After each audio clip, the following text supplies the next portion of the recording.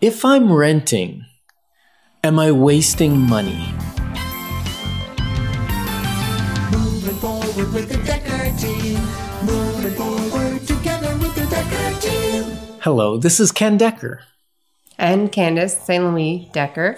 And we're excited to welcome you back to another episode of The Inside Track, where we share tools, techniques, and just really information about how to make your home a better place To live. to live. Yeah. Yeah. So I think the answer to that question is it depends. It depends on what you're doing, right? Like whether rent is actually wasted. And there's several factors that would say, no, don't buy a house. Right. And we're going to go over those in this segment about, hey, maybe it's okay that you're renting. Yeah. And maybe it's time to buy a house. And we can help you do that. We can. Now, so one of the times you might want to rent, and you rented for a little while. Yes, I did.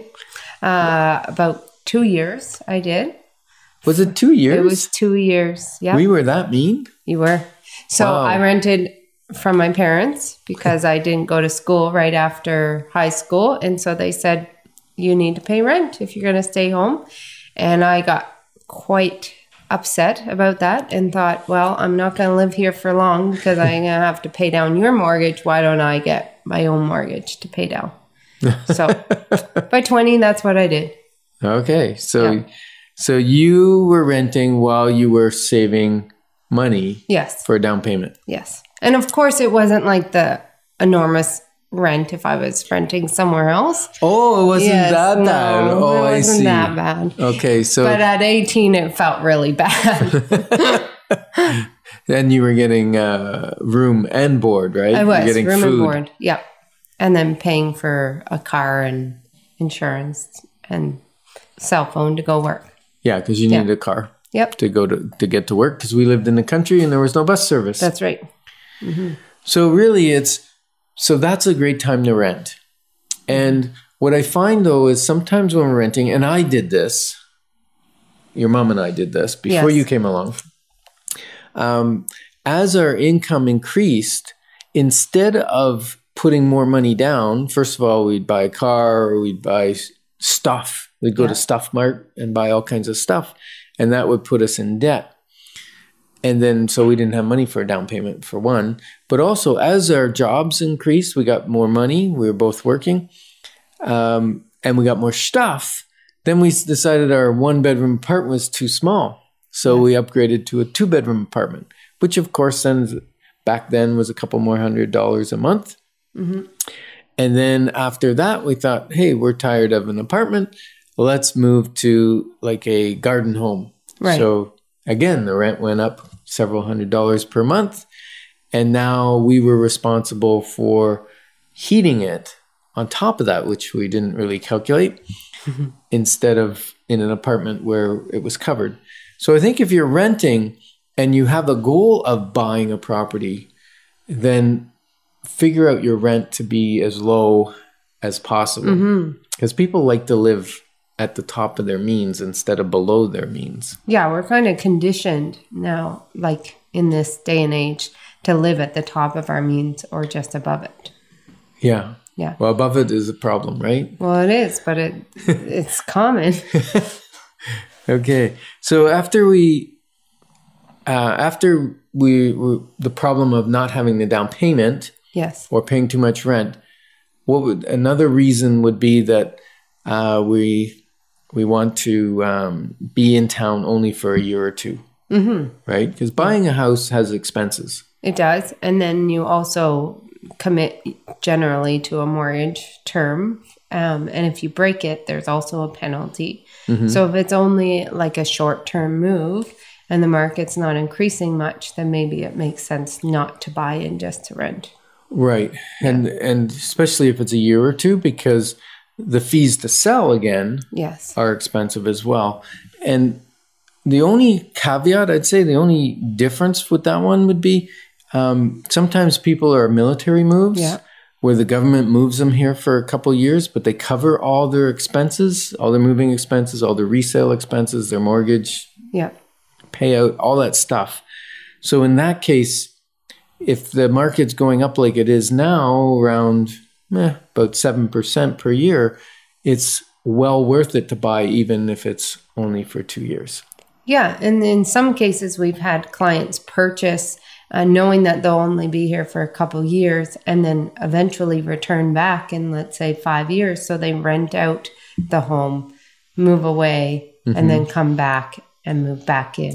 Okay. And that's a great plan. Where I caution our clients on that is tenants may not care for it the way you care for it, and it may not be in as good a condition when you get home. Now, the other part of that is if it needs repairs, you can do those under the expense of the rental income. Yes. And then you have a nice new, freshly painted, fresh flooring place to come into. Yeah. For sure. So that would work well. The other time you may not want to stop renting is if your rent's really inexpensive. I've had cases where their rent is tiny and they've actually bought an investment property to rent to someone else and stayed renting because it was the least expensive thing they could do. It was in the right place for them. And so it worked out well. Another reason would be bruised credit. Yes. Now, what can we do about bruised credit?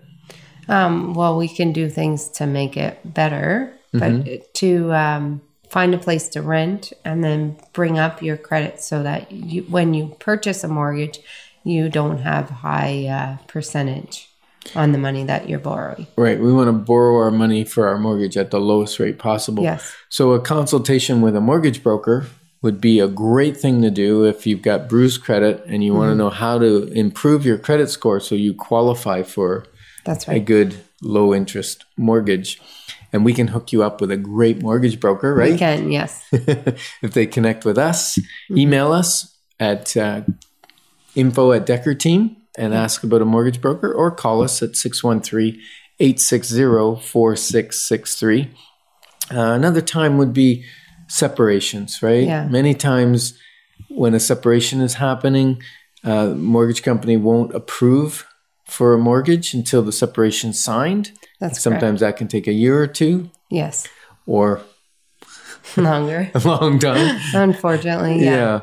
And until that separation agreement's signed, most lenders won't lend. That's right. Yeah. Another reason would be don't earn enough money to qualify for a mortgage, in which case there's things you can do as far as improving your income, Yeah. right? Yeah. I have a client that just recently did that. She sold her little condo house and then decided to rent something bigger because she couldn't afford to buy something bigger, got a better job and saved while she was renting. And now we just purchased a large house for her and her boys, which is really cool. Very nice. And that was an ideal home, right? Ideal. Yeah. Yeah, that was amazing. Yeah, so if your plan is to buy, even if it's a year or two down the road, it's a good time to meet with us and do that consultation as to what things you can put in place to make things better for you to buy. Yes. Yeah, so I always say it's never too early to get great advice. So we're grateful to be your partners in growing wealth through real estate. Moving forward with the Decker team. Moving forward.